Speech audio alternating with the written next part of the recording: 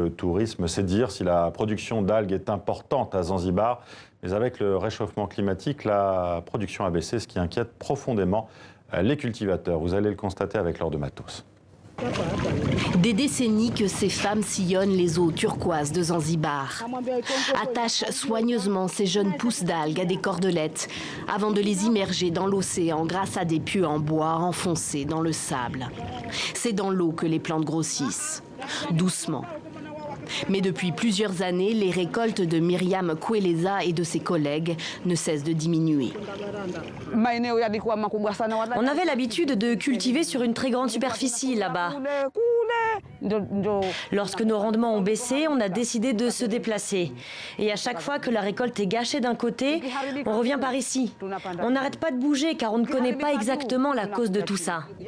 Pour les scientifiques, le responsable, c'est le réchauffement climatique. Selon un centre américain de recherche, la température moyenne globale à la surface de la mer a augmenté d'environ 0,13 degrés au cours de ces 100 dernières années. Pas grand-chose à première vue. Mais pour la culture des algues de Zanzibar, c'est trop. Les marées sont aussi plus capricieuses. Des maladies nouvelles se développent. Avant, quand ces algues n'étaient pas touchées par ces maladies, on plantait nos graines tous les 15 jours. On attendait 4 semaines, puis on récoltait.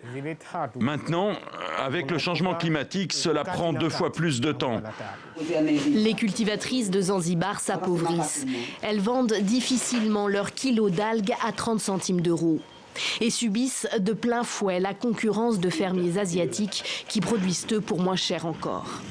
Plus de 20 000 femmes vivent toujours ici de la culture de cette algue aux teintes rouges qui est utilisée pour fabriquer des médicaments et des cosmétiques. Cela reste la deuxième ressource de l'île après le tourisme.